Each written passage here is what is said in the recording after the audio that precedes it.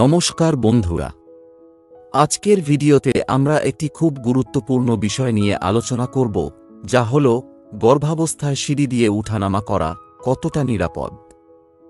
Video শুরু করার আগে আপনাদের কাছে অনুরোধ রইল, এই তথ্য যদি আপনাদের কাছে সাহায্যকারী মনে হয় তাহলে এই ভিডিওটিকে লাইক করে আপনার বন্ধুদের সাথে শেয়ার করুন এবং আমাদের কমেন্ট বক্সে আপনাদের মন্তব্য লিখুন। আমাদের চ্যানেলে এরকম আরও উপকারী কন্টেন্টের জন্য সাবস্ক্রাইব করুন। চলুন তাহলে ভিডিওটি শুরু করা যাক।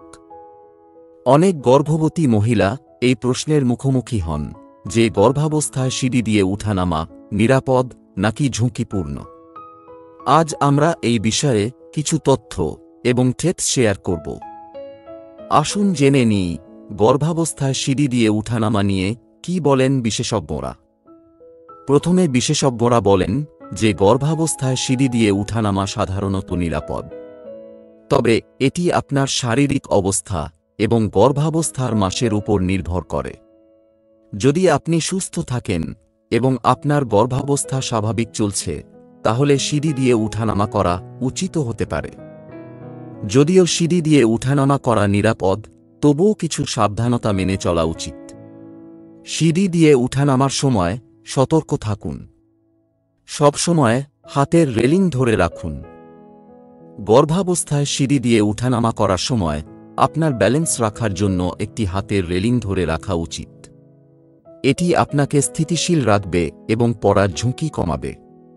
যদি সম্ভব হয় তাহলে লিফট ব্যবহার করা ভালো। লিফট ব্যবহার করলে আপনার শরীরের উপর চাপ কমে যায় এবং এটি আরও নিরাপদ। ধীর গতিতে অর্থাৎ ধীরে ধীরে উঠানামা করুন। গর্ভাবস্থায় সিঁড়ি দিয়ে উঠানামা করার সময় ধীরে ধীরে উঠা এবং নামা খুবই গুরুত্বপূর্ণ। এটি আপনার ব্যালেন্স রাখতে সাহায্য করে এবং পড়ে যাওয়ার ঝুঁকি কমায়।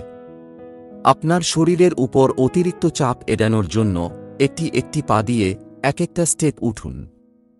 এটি আপনার শরীরের উপর চাপ সমন্বয় করে এবং আপনার ব্যালেন্স বজায় রাখে। ভারী জিনিস বহন করা এড়িয়ে চলুন। গর্ভাবস্থায় ভারী জিনিস বহন করা সাধারণত এড়ানো উচিত।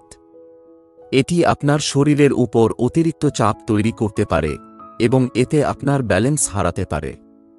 একটি ভারী বস্ত্র বা ব্যাগ বহন করার সময় আপনার ব্যালেন্স হারাতে পারে এবং পড়ার ঝুঁকি বাড়াতে পারে। যদি আপনার কাছে কোনো ভারী জিনিস বহন করার প্রয়োজন হয়, তাহলে অন্য কাউকে এটি করার জন্য অনুরোধ করুন।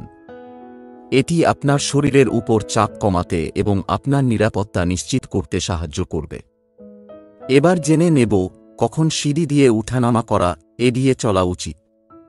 যদি আপনি অস্বস্তি বোধ করেন বা যদি আপনার ডাক্তার বা মিডওয়াইফ কেউ এটি এড়িয়ে চলার পরামর্শ দেন, অথবা যদি আপনার গর্ভাবস্থায় কোনো জটিলতা থাকে, তাহলে এরকম পরিস্থিতিতে সিঁড়ি দিয়ে উঠানামা এড়িয়ে চলাই ভালো।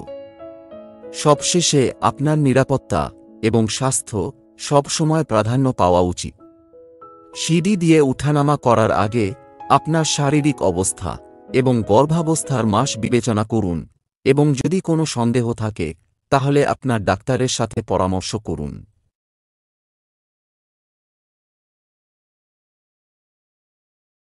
গর্ভাবস্থায় চলাফেরা নিয়ে অনেকের মনেই নানা প্রশ্ন তৈরি হয়, বিশেষ করে সিঁড়ি দিয়ে ওঠা নামা কি আদৌ নিরাপদ। আজকের এই ভিডিওতে আমরা খুব সহজ ভাষায় জানব কখন সিঁড়ি ব্যবহার নিরাপদ এবং কখন একটু বাড়তি সতর্কতা দরকার। চলুন শুরু করা যাক। প্রথম 3 মাসে কি করবেন। প্রথমত, গর্ভাবস্থার প্রথম 3 মাস অর্থাৎ প্রথম ট্রাইমেস্টার শরীরে সবচেয়ে বড় পরিবর্তন নিয়ে আসে। এই সময় হরমোনের পরিবর্তনের কারণে অনেক সময় মাথা ঘোরা, দুর্বল লাগা, এমনকি ভারসাম্য রক্ষা করতেও সমস্যা হতে পারে। এই কারণে প্রথম 3 মাস সিঁড়ি ব্যবহারে খুব সতর্ক থাকা উচিত। আপনি যদি সিঁড়ি ব্যবহার করেন তাহলে অবশ্যই রেলিং ধরে চলুন। প্রতিটি ধাপে পা রাখার আগে ভালো করে স্থির হয়ে নিন। একসাথে অনেক জিনিস নিয়ে উঠবেন না, যাতে ভারসাম্য হারিয়ে না ফেলেন। বিশেষ করে যদি পেটের নিচে টান লাগার অনুভূতি হয় বা হালকা ব্যথা হয়, তাহলে অবশ্যই বিশ্রাম নিন এবং সিঁড়ি এড়িয়ে চলুন। 4 থেকে 6 মাসে কি করবেন। এরপর আসে দ্বিতীয় ট্রাইমেস্টার অর্থাৎ চতুর্থ থেকে ষষ্ঠ মাস পর্যন্ত সময়। এই সময় শরীর তুলনামূলকভাবে একটু স্থিতিশীল হয়। যদি কোনো জটিলতা না থাকে তবে সাধারণ সাবধানতা মেনে সিঁড়ি ওঠানামা করা নিরাপদ। মনে রাখবেন, কখনো হাই হিল বা পিচ্ছিল স্যান্ডেল পরে সিঁড়ি ব্যবহার করবেন না। পোশাক এমন হতে হবে যাতে চলাফেরায় কোনো বাধা না আসে। যদি সিঁড়ির ধাপ ভেজা থাকে বা আলো কম থাকে, তাহলে সিঁড়ি ব্যবহার একেবারে এড়িয়ে চলুন, কারণ সামান্য অসতর্কতাতেই বড় দুর্ঘটনা ঘটতে পারে। 7 মাসের পর কি করবেন? তৃতীয় ট্রাইমেস্টারে অর্থাৎ 7 মাসের পর থেকে পেটের আকৃতি অনেকটাই বেড়ে যায়। এই সময় ভারসাম্য রক্ষা করা কঠিন হয়ে পড়ে। এছাড়াও শরীরের ওজন বাড়ে, পা ফুলে যায়, হাঁটাচলা ধীর হয়ে আসে। এই সময় সিঁড়ি দিয়ে ওঠা নামা করলে অবশ্যই খুব সতর্ক হতে হবে। একসাথে 2 ধাপ একবারে উঠবেন না। একটি করে ধাপে ধীরে ধীরে উঠুন বা নামুন। প্রয়োজনে পাশে কাউকে রাখুন, যাতে সাহায্য নিতে পারেন।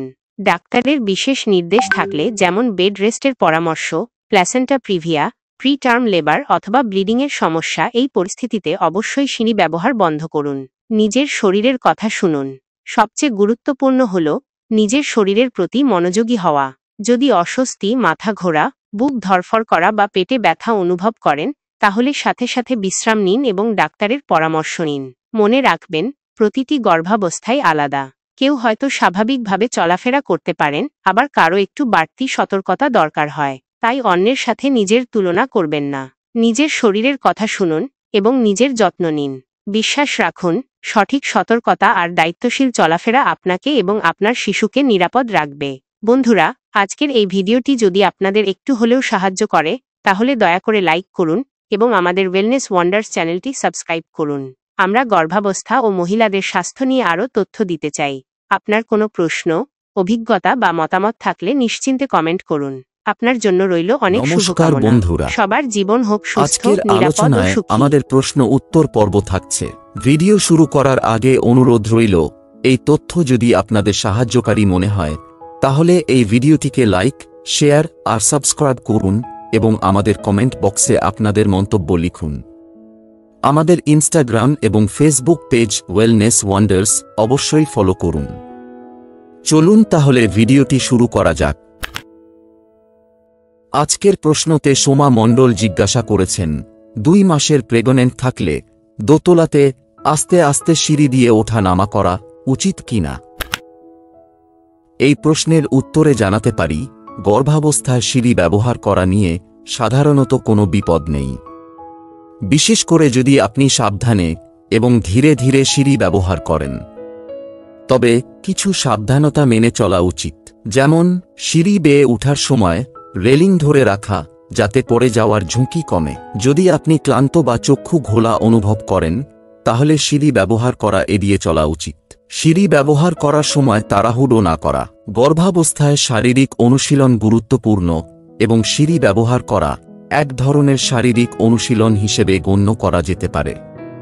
তবে আপনার গর্ভাবস্থার অবস্থা এবং স্বাস্থ্য বিষয়ক যে কোনো প্রশ্ন বা উদ্বেগ নিয়ে আপনার চিকিৎসকের সাথে আলোচনা করা উচিত। তারা আপনাকে আরও নির্দিষ্ট এবং ব্যক্তিগত পরামর্শ দিতে পারবেন। বন্ধুরা, আজকের ভিডিওটি এখানেই শেষ করছি।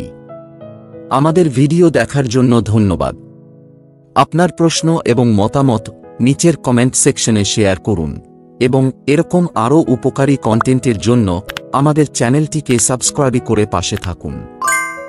আপনাদের সমর্থন এবং ভালোবাসা আমাদের প্রেরণা দেয়। নমস্কার।